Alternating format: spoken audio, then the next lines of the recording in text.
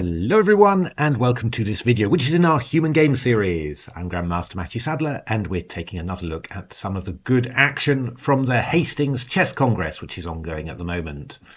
In this video, we are taking a look at a game between England's youngest Grandmaster, Shreyas Royal, and Aaron Saunders, played in round 2. Shreyas had a bit of a dodgy start. He lost a game to a junior, in actual fact, which caused somebody to call Shreyas a veteran grandmaster already at the age of 15, 16. I did ask what that made me, and of course I shouldn't have done that because people were coming up with all sorts of nice names for me. I'm a warhorse grandmaster, a distinguished grandmaster, or worst of all, of course, a legend.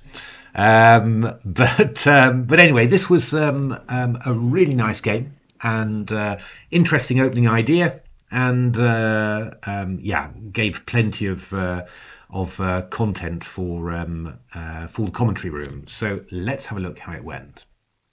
So e4, c6, d4, d5, knight c3, takes, and now the old-fashioned line bishop f5.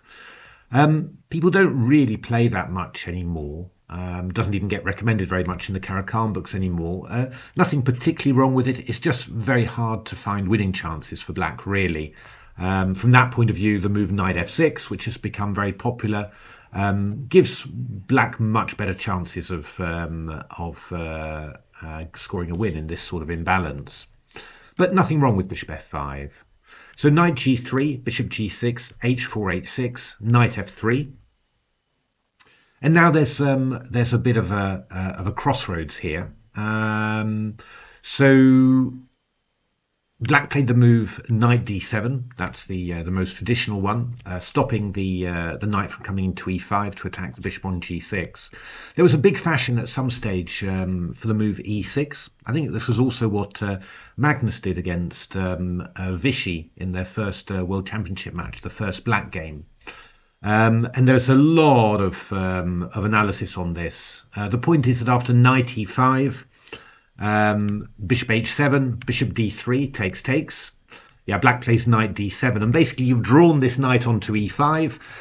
And now you're going to try and exchange it. And the normal move has been f4. Actually, on this channel, there's was a very interesting game of berserks, where I'll put the link up in the description of the video. But berserk played the move queen e2.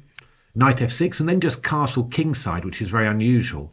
Bishop e7, c4 castles, rook d1, and this was quite interesting somehow. You know, the bishop came to f4, rook comes to d3, and white's got pretty decent attacking chances, really. And the fact that you've castled kingside means that black's normal counterplay, where you might get a little bit of play against the king on the queen side, doesn't really, have the same effect somehow. It was a very, very interesting game. Back to our game. Black played knight d7, and now Shreyas took a very interesting decision here. He played the move bishop d3. Now, the point is you normally do throw in the move h5, bishop h7. And why do you do that? Well, I mean, this pawn on h5 sort of restricts the pawn on g7. And, you do get to a lot of endings in this line. And, restricting the king side like that is often very useful. It makes the g7 pawn a real target. However, what Boris Spassky used to do in the I think the early 60s anyway, he used to avoid playing h4 to h5. And what does that do? It gives the knight still a square on h5 to attack the pawn on g7. So there's a few interesting extra possibilities in there. And actually, this has been played by the Icelandic player. Very dangerous attacking player, Hanna Stephenson. He's played this line a couple of times, exactly actually as Shreyas played it. I remember looking at this a while back, but unfortunately the two games that Stephenson had in this line, kind of didn't seem to make it that exciting. But maybe Shreyas had found something he liked in that main line, because he went for it as well. So takes, e6, and then we play bishop f4. The idea being to stop the black queen from coming to c7, which is the most natural square for the black queen. So we get something very typical in the Caro. You play queen a5 check, and then if you play c3, it means that white can't castle queenside because of queen takes a2. So white will be forced to castle kingside. And this was the type of line that I was looking at, you know, sort of, I think, inspired by Berserk's castling kingside. I was actually trying to make this line work, and then castle kingside. It was interesting. Was definitely worth a shot, but not amazing. What Shreyas did was play the move bishop d2, and here black plays bishop b4. c3, bishop b7, and again you're stopping the white king from castling queenside because a2 is hanging.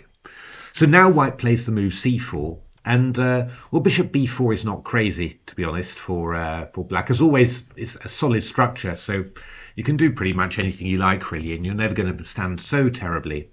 But the main idea for black is to play queen c7, and what you're saying is that, you know, with all these little shimmies and movements and everything, black has actually managed to get the queen to c7, which is his desired square, stopping the bishop from coming to f4. But the nice thing about this move order is that, well, you've forced black in a way to develop the dark squared bishop to e7 before the knight comes out to f6. And this gives white the opportunity to play this move knight h5, exploit the fact that the pawn is on h4, not on h5, and hit the pawn on g7. And I get the feeling that this came as somewhat of a surprise to black.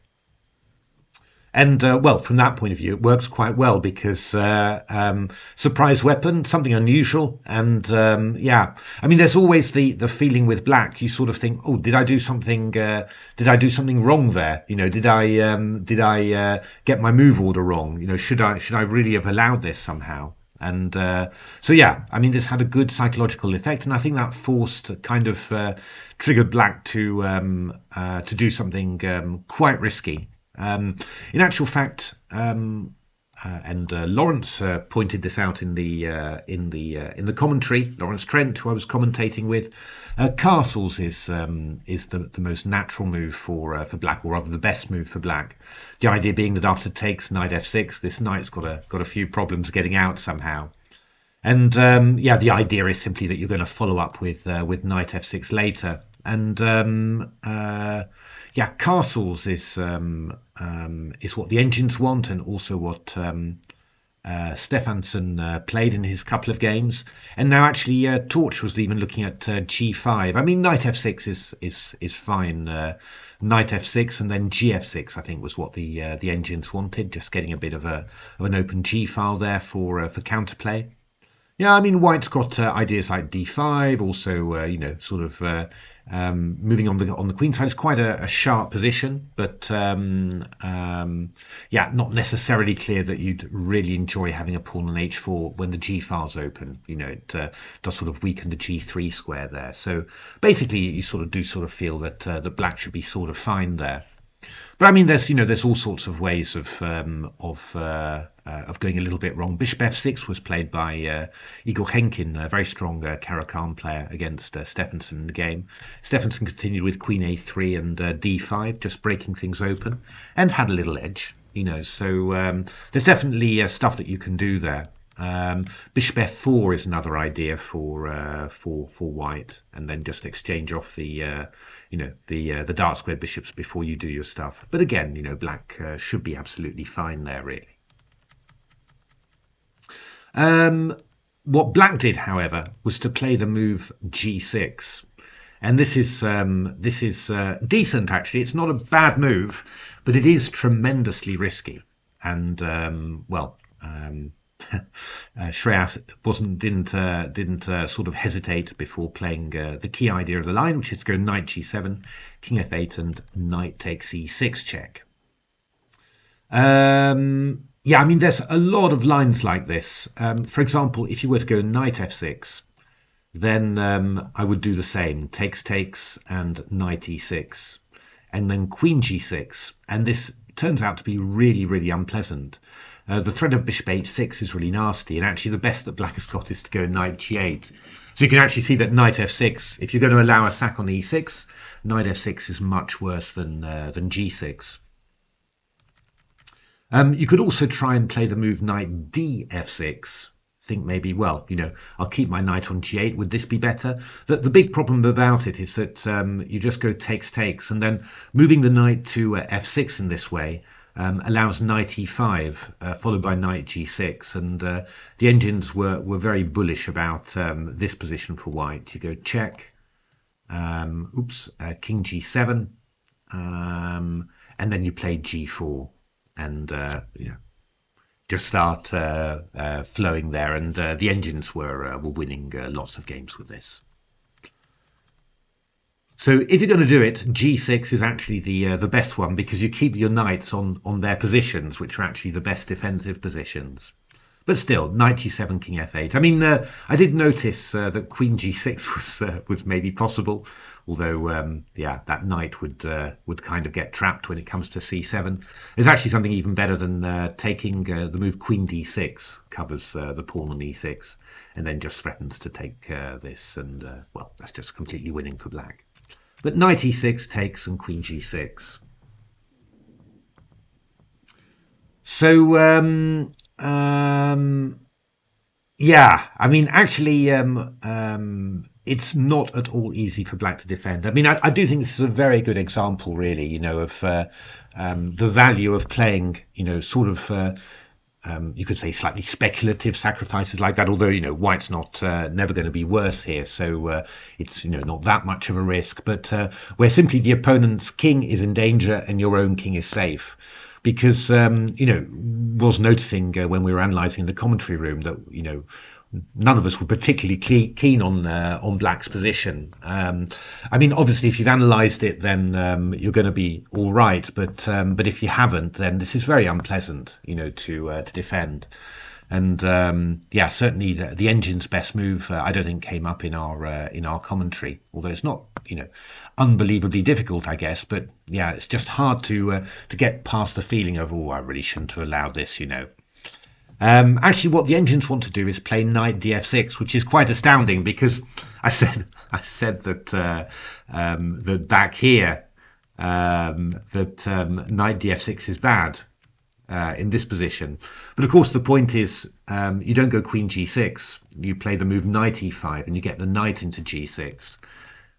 Here, astonishingly enough, now that the white queen is on g6, you play knight df6 now, and the idea is that if you go knight e5 for white, I can play bishop d6. And actually, that bishop d6 is pretty much the idea, because if you go castles, I go bishop d6, and the amazing idea is to go queen h7 and just either chase away the white queen or exchange off the white queen. And that's just a balanced position, apparently. Obviously, this pawn on e6 is very weak. White's often likely to get 3 pawns for the piece, but black's doing all right. So that was an amazing idea somehow. Bishop f6 was played by black, which is also not at all silly. Looking to play eventually a move knight e7, although you've got to watch out for bishop h6 after that. And the other drawback of bishop f6 is that bishop b4 check becomes possible. I mean, the engines don't particularly like it. They give white +1 after this, whereas knight df6 was basically equal. But it's not a bad human move somehow. But you might also think that black might be trying to get the queen across to there as well. The most amazing thing here now is that Shreyas played castle queenside, which is absolutely the most natural human move. I can't think of a human player who wouldn't do it. But the engines, both Torch and Stockfish, both won castles. Yeah, what's the reason for that? Well, the point is that well, I mean, it's hard to really say the point, to be honest. I mean, what you'll notice in the game is that after c5 and c takes d4 that happened, black was getting some sort of counterplay against the white king, and I think the engines just want to avoid that, and they don't particularly see any particular problem with any particular need to have the king on the queen side. So after rook e8, they just want to go rook e8, rook e1, and then just going to aim to pass through the center with d5, and having the king not exposed to checks, not exposed to any queen h7s or whatever. That's absolutely fine. And well, I mean, both Stockfish and Torch were winning this position with white, so just basically powering through the center here, targeting the e6 pawn. But I mean, that's tremendously surprising, I have to say, the idea of going castles. But well, I mentioned before this plan of berserk with castling kingside, and seeing a lot of variations where Stockfish and Torch want to castle kingside. So yeah, maybe something that white players need to look at afresh. Certainly hadn't occurred to me at all. So after castles, c5. Yeah, I spent quite a lot of time just looking at the game. I was waiting for the commentary to begin somehow. There's a few organisational things to get sorted out, so spent quite a long time walking around the tournament hall. And yeah, I mean, I sort of got fixated on one particular tactic, and that was what I was trying to make happen.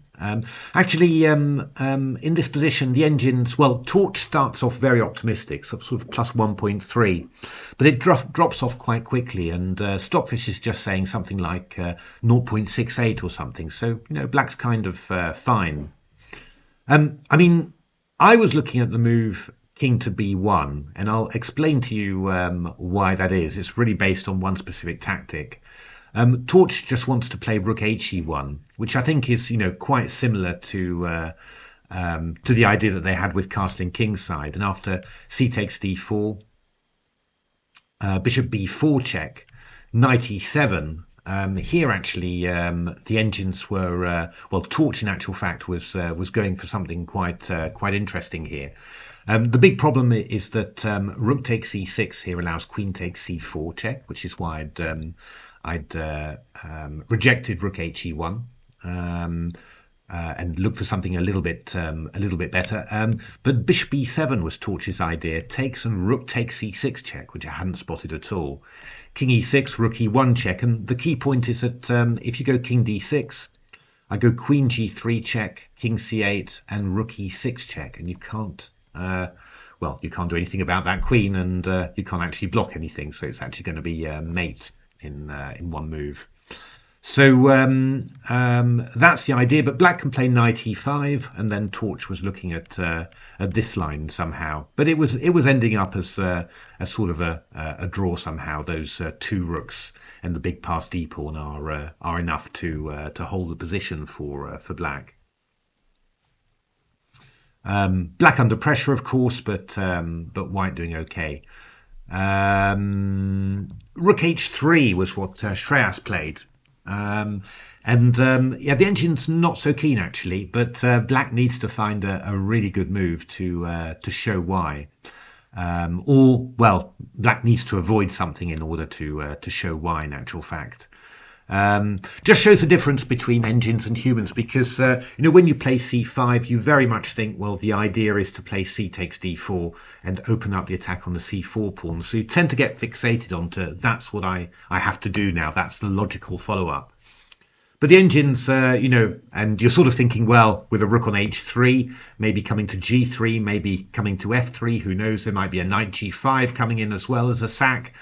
I need to do something quickly. But the engines were recommending the move a5 as 0.00, which is just, of course, covering the b4 square, which makes c takes d4 even more attractive. And the engines didn't actually find any particular way for White to increase the attack very much. They're also suggesting the move rook e8. Again, taking your time and just consolidating the position.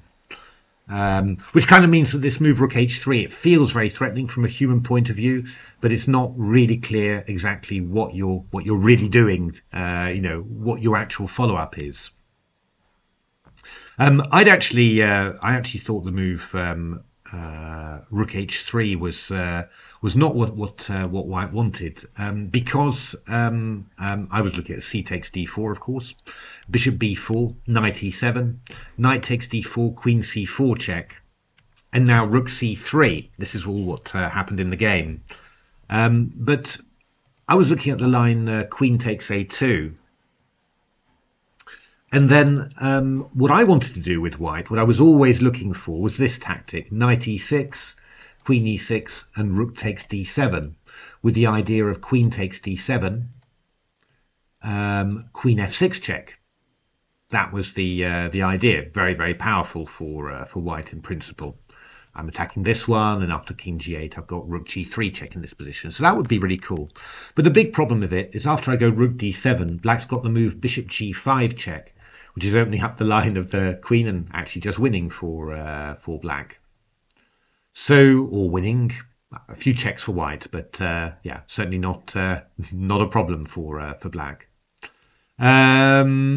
So what I wanted to do, you'll then appreciate, is I wanted to play the move king b1, so that if you play c takes d4, I go bishop b4, knight e7, knight takes d4, and if queen takes c4, then knight takes e6 check, takes, and rook d7.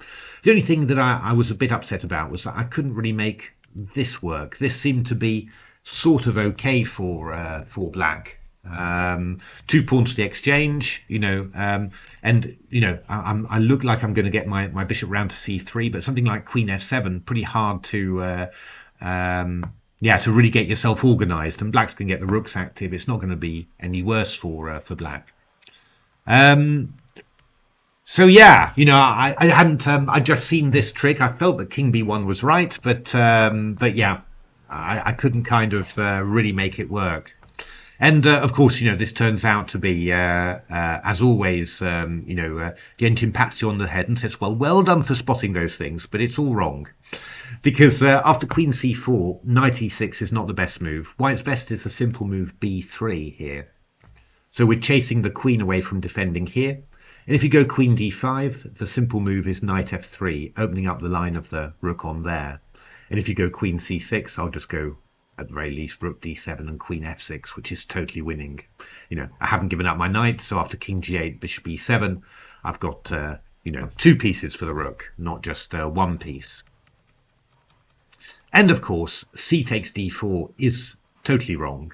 What the engine wants, I don't know whether you can spot this, but it wouldn't have occurred to me in about 10,000 years, I think.